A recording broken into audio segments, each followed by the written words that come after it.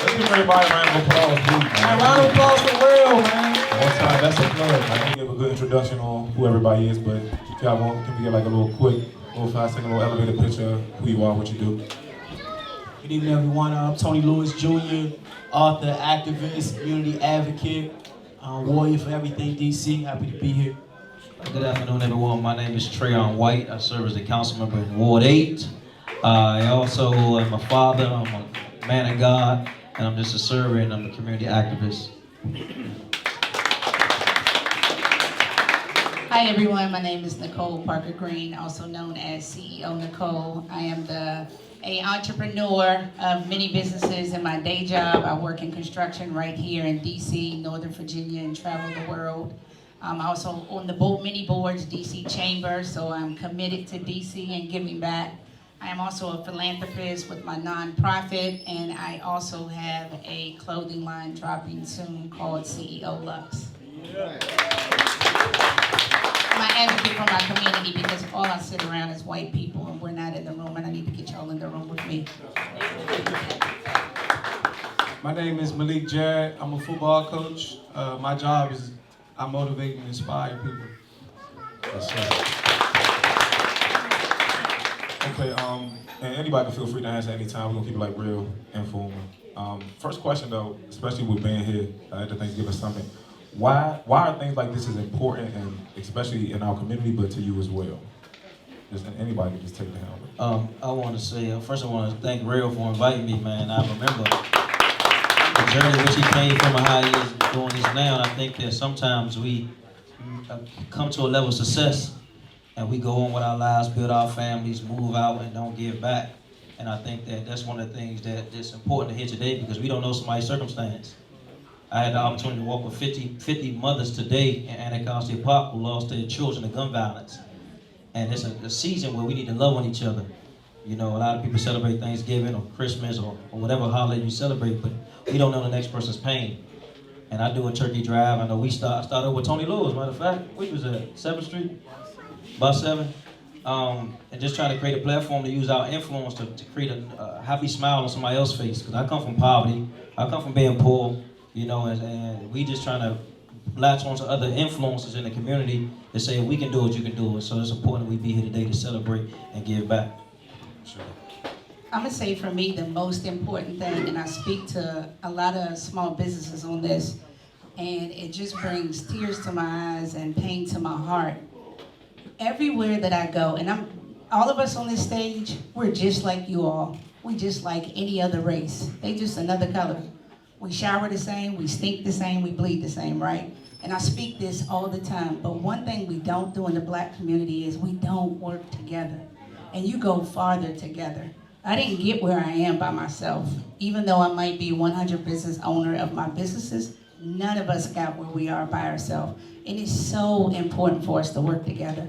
Every table that I sit at, the whites, the Jews, the Spanish, the Koreans, and the Koreans are in our neighborhood, right? We need to take back our neighborhood. Everything they're doing, we can do hair, we can do nails, we can do it all.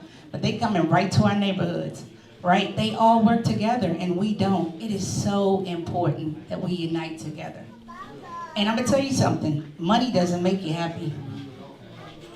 It just gives you another benefit or an opportunity to do something, that's it. It doesn't make you happy, I promise you. But we have to go farther together and we gotta work together.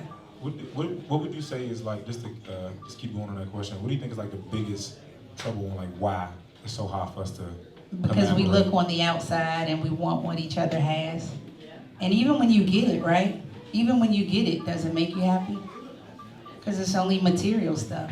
But what's gonna really make you happy inside if we are in our neighborhoods and we're the entrepreneurs getting the money and we're outside of our neighborhoods, right? All the way to LA or New York to Rodeo Drive or Wall Street. Wow, we can do it. We're no different from them. No different, I promise you. And I get kicked all the time from white people. I get shut out the room. I get asked to leave the table. But I don't have to leave the table anymore because I've made it in that room. And the important part is not about how much you make, it's getting in the room. He's in the room, right? he's in the room, he's in the room, he's in the room. You in the room and don't think you can. Because I used to sit right there, I promise you. But we have to work together. For sure.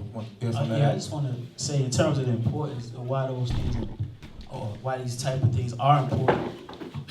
They've always had value, right? Particularly in communities of color and poor communities that, many of us come from, such as the Edgewood, or Hanover, or Southeast, wherever, right? But I think we at a time now in our city we understand that nobody else is suffering but black people that's from here. So it's even more important for us to come together as a community and support each other.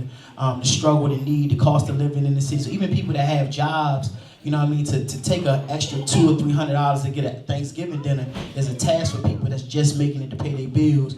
So, and not to mention for those people, our family members and friends that they ain't working at all. So we know that.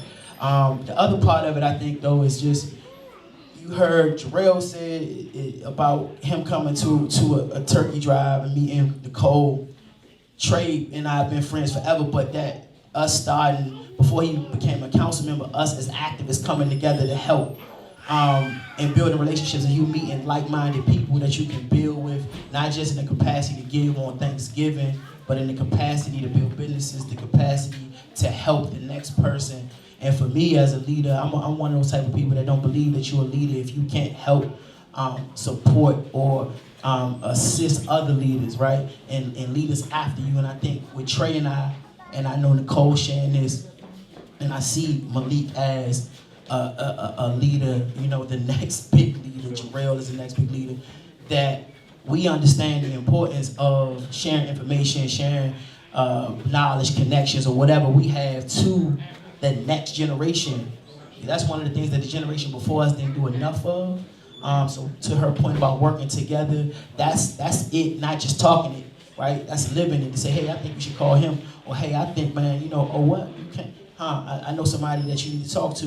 And we gotta do that, y'all. We gotta do that. That could be just about who got the price on a car tire, or who, can help you with your business, whatever it may be. I think the institution of slavery really created something that we deal with to this day, this level of distrust where we don't come together and we are okay with being the only one. I ain't okay with being the only one. Nobody up here is okay with being the only one. So. No, I definitely agree with that. Get out of hand. I like that response. Get out of hand. And speaking on like this building a community, and I feel like that's a lot of what Gladiator Success is about. Malik, I mean, we see what you do. First, we see what all, even if I didn't know you firsthand or didn't know from outside, and I can speak for myself as well as everyone else. Outside looking in, you can tell when somebody is like in the community. Sometimes it just look cool to get the likes, to get the, I seen such and such, but when you could tell that somebody has like a grip or like a hold on the community in a positive manner, it shows that if each one of y'all, at least from me, and I know I'm speaking for some people out there, it shows, and I commend y'all on that. Because I mean, it's bigger than the pictures, it's bigger than the videos, it's bigger than saying I know this person. Like, they really out there doing the work, and you can tell you're doing the work. Malik, you just had your shoe release the other day. I mean, I was online. You couldn't get in the jump, so if you had to be, I don't know how. If you bought online, I don't know how you did it because the site it was crashed. But can you just speak on like the importance of? I mean, we can see what it did for you. And what community involvement, but more like a how. Outside looking in, like I said, it looks very organic. I feel the same way about, that's the way I like to go about my thing. Just speak on like, just on how you got a community behind you. I just stayed true to myself. So I'm from here. I was raised in this recreation center, you know what I'm saying, my whole life. I always had the foundation of community because of Beacon House, straight up. Days when we didn't have nothing to do, we could come up here, we'd be with Rodney, he took us places, he showed us different things, he showed us, that he cared, and so it was already embedded in me. So it was like, who am I to have all these people attention and not, show people how things should be? Because, Beacon House was a privilege, having coaches like that was a privilege. I didn't have to worry about if the lights was gonna come on, or if I was gonna have food that night, or if I was gonna be able to take a bath before school. That's the things that my friends had to worry about. So when I got into a position to be able to inspire, motivate, or even directly be able to change people's circumstances, it was just first nature. I feel like that's a true Washingtonian. Like we look at that as our